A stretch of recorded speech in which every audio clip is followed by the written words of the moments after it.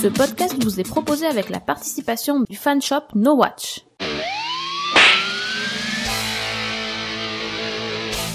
Salut à tous et bienvenue dans Slap, le podcast qui claque pour ne rien rater de l'actu des séries. Cette semaine, Slap vous emmène dans les coulisses d'une comédie musicale bien barrée, à la rencontre d'un robot envoyé dans le passé et d'un ancien prof de chimie qui a mal tourné. Oh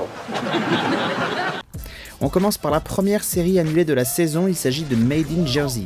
La nouvelle série judiciaire de CBS n'a séduit que 7 millions de téléspectateurs le vendredi soir. La série a été annulée tellement vite que nous n'avons même pas eu le temps de la voir. Il est vrai que l'histoire d'une avocate issue d'un quartier populaire qui travaille dans un cabinet huppé de Manhattan ne nous avait pas vraiment donné envie de nous pencher sur le pilote. Par contre, c'est un coup dur pour l'acteur Kyle MacLachlan qui tenait le premier rôle masculin de la série. USA Network a reconduit la série Suits pour une troisième saison de 16 épisodes. La série raconte l'histoire d'un brillant avocat d'affaires qui décide de s'associer avec un homme sans diplôme, mais qui a la particularité d'avoir une mémoire phénoménale. À eux deux, ils forment une équipe de choc, mais ce dernier doit utiliser de nombreux stratagèmes pour ne pas qu'on découvre qu'il n'a jamais obtenu l'examen du barreau. Dimanche soir, AMC proposait le premier épisode de la saison 3 de The Walking Dead et c'est un véritable carton. La série a en effet enregistré son record historique avec 10 900 000 téléspectateurs. Mais c'est aussi un record sur la tranche des 18-49 ans, la cible privilégiée des annonceurs aux États-Unis. Il s'agit en effet du meilleur démarrage de la saison sur cette cible. Avec un tel score, AMC se positionne non seulement première des chaînes du câble, mais aussi première des chaînes des networks. On vient juste d'apprendre que la nouvelle chaîne de la TNT, qui sera lancée le 12 décembre prochain, va diffuser des séries. Cette chaîne, appelée pour l'instant numéro 23, sera la seule à programmer Community, sitcom totalement inédite en France alors que la saison 4 est en cours de diffusion aux USA. Au programme également la version US de Shameless, The Killing version originale, c'est-à-dire la danoise, et la série canadienne The Lost Girl. Bad girl, what trouble have you got for me this time? Okay. Orange va commencer la diffusion de la saison 3 de sa toute première série, Zack, diffusée l'an dernier. Oui, saison 3. Et non, vous n'avez pas raté un épisode.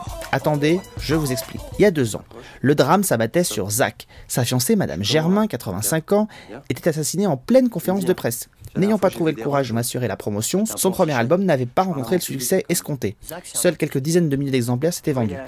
Ce qui s'est déroulé ensuite, en fait c'est simple. Zack était tellement accablé par le chagrin qu'il a demandé aux journalistes de ne pas diffuser les images tournées. C'est pour cette raison qu'on n'a pas pu voir la saison 2.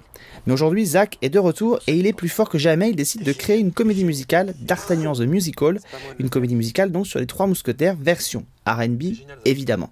Vous rêviez de voir François Berléand en Richelieu ou encore Jean-Baptiste Monnier sorti des choristes en D'Artagnan, vous allez être servi, mais vous aurez aussi une pléiade de guests comme Omar Sy, Ophélie Winter, Ramzy, Francis Lalanne, Éric Judor, Fred Testo, Franck Dubosc, Arthur, Harry Abitian, Cyril Hanouna, Géraldine Nakache, Alain Chamfort, Édouard Baird, Lara Fabian, Michel Boujna.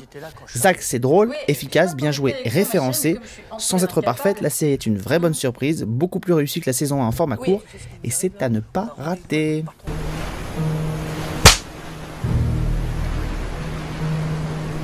La série Terminator de Sarah Connor Chronicles vient de sortir en DVD chez Warner Bros.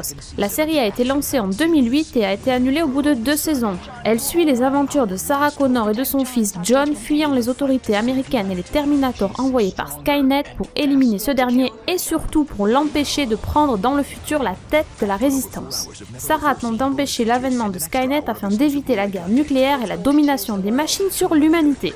Dans le rôle de Sarah Connor, on retrouve Lena Headey, qui joue maintenant Cersei dans Game of Thrones, la chérie de ses geeks Summer Glau qui se glisse dans la peau d'un Terminator qui a pour mission de protéger John, alias Thomas Dekker.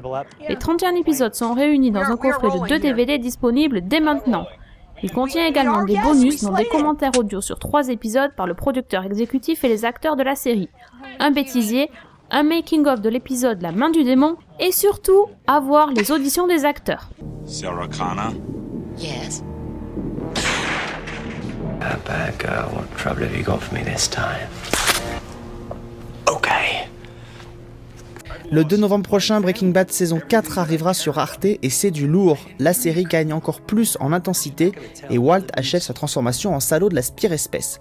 La mort de Gal n'était que d'une aide temporaire pour Walter et Jesse. Ils savent que Gus les tuera tôt ou tard lorsqu'ils auront produit suffisamment de cristal de méthédrine. Pour Walter, le choix est clair, ils doivent éliminer Gus au plus vite. Mais l'imperturbable trafiquant va réussir à monter Walt et Jesse l'un contre l'autre.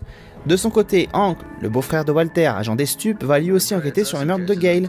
Il va bientôt faire le lien avec les fast-food de Gus et va faire une découverte qui pourrait mettre en péril sa propre vie. Et alors que les décisions de Walter deviennent de plus en plus impardonnables, le passé du mystérieux Gus justement va commencer à se dévoiler. Bryan Cranston dit de son personnage que Walt a compris qu'il valait mieux être le chasseur que la proie. Ça a jamais été aussi vrai que pour cette nouvelle saison qui a en plus le mérite de se conclure par un épisode juste incroyable et un peu grand guignolesque. Bref, plus que jamais, Breaking Bad est une brillante série.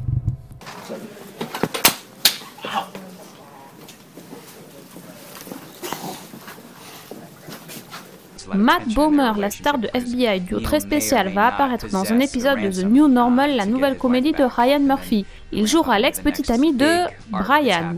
Ian McShane, connu pour son rôle emblématique dans la série Deadwood, va faire un tour dans la saison 2 de American Horror Story. Rien à filtrer sur son rôle, mais son apparition risque d'être très remarquée.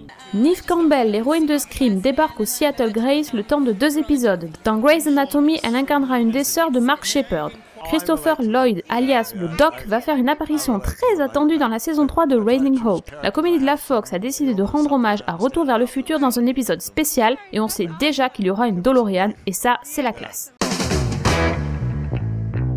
On se quitte avec les images de Beauty and the Beast qui a débuté sur la CW cette semaine. On y suit Catherine, interprétée par Kristen Krug, une jeune femme détective qui enquête sur le meurtre de sa mère 9 ans plus tôt. Elle retrouve l'homme qui lui a sauvé la vie, mais celui-ci se transforme alors en bête. On se retrouve la semaine prochaine pour une nouvelle distribution de claques. Et le terme de claque n'aura jamais aussi bien porté son nom puisque c'est un slap spécial que nous vous proposerons en recevant David Simon, le génial créateur de la série The Wire. Nous avons pu le rencontrer lors de son passage à Paris pour promouvoir son livre Baltimore. La rencontre exceptionnelle, c'est la semaine prochaine dans Slap. D'ici là, n'oubliez pas d'aller sur le Fanshop No Watch soutenir tous vos podcasts préférés. Bonne semaine à tous, ciao!